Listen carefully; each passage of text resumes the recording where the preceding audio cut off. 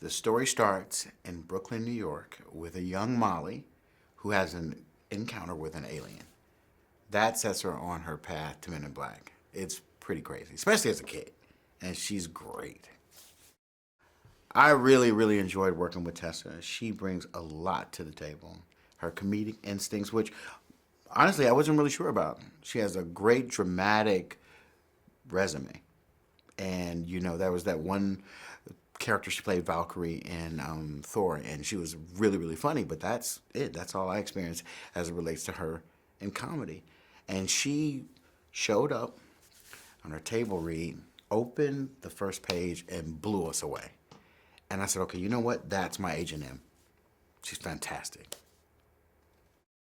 Chris is so charming. He is so much fun to work with. I mean, it's one thing to be a superstar. It's another thing to be a superstar who's really serious about what you do, really funny on and off screen. He was my first choice, and I'm glad I had a chance not only to work with him, but he brought a lot to that character. Works really hard, fights and really pushes to make sure everything is right. And it's something, maybe you expect from a leading man, maybe you don't, but you definitely get a lot when you work with Chris, and I loved working with him.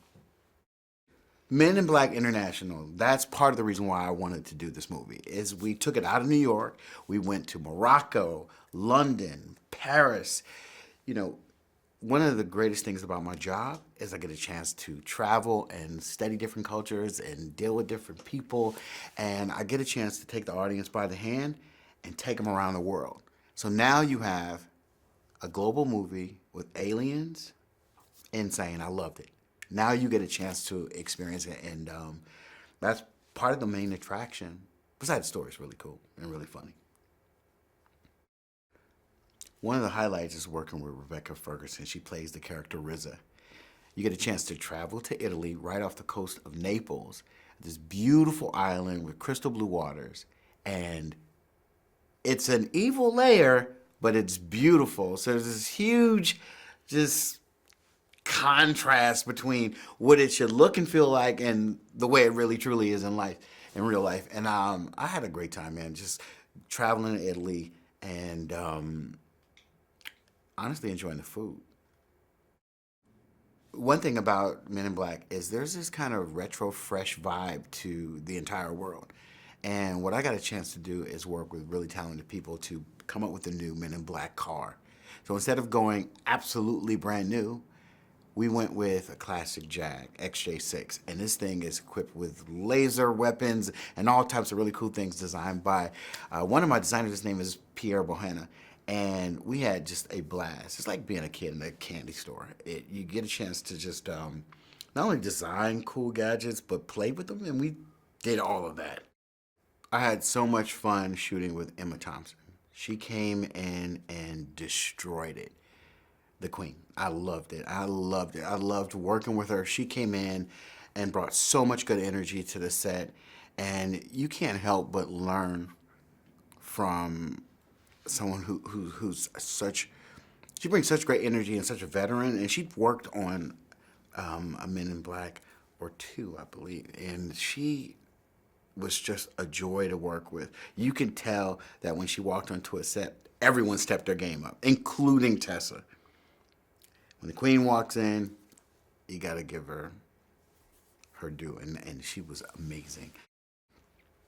The XJ6, that was one of the most fun moments in not only pre-production for us, but in production, because we had this action sequence where Agent M and H get into this battle with the bad guys, and they grab weapons out of this car, and it's designed in such a way where all these weapons are hidden within this classic Jag, and it's actually really cool.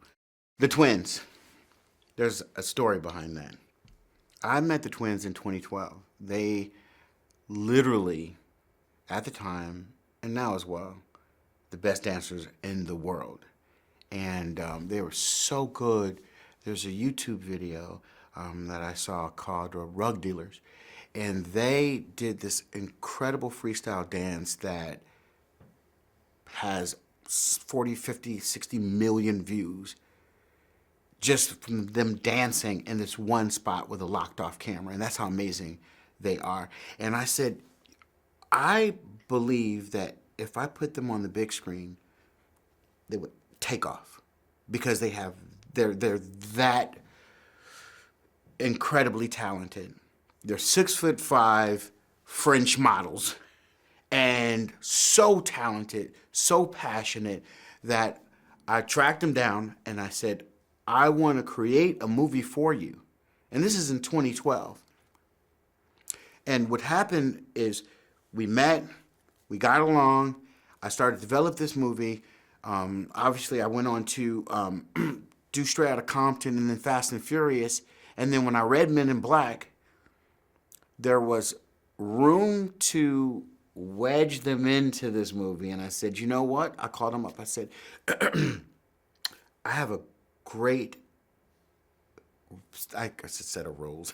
I was going to say role, but I have this role, these roles for you as the antagonist in the movie, and you would be absolutely perfect.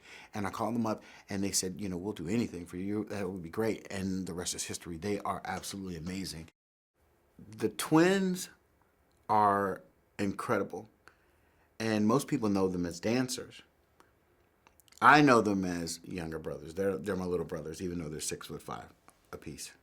And they're these French dancer models who have so much passion for the arts that I said, if I could put them on the big screen doing anything, let alone dancing, which they do in the movie for a second, if I can get a performance out of them, they would become huge stars.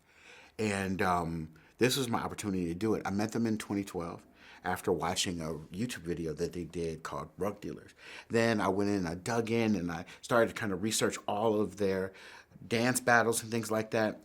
And I realized these guys are massive talents, and they're massively talented. And I said, the big screen is next for them. And I told them one day we'll work with each other. And I think it was like 6, 7 years later, I called them up for Men in Black, and here they are.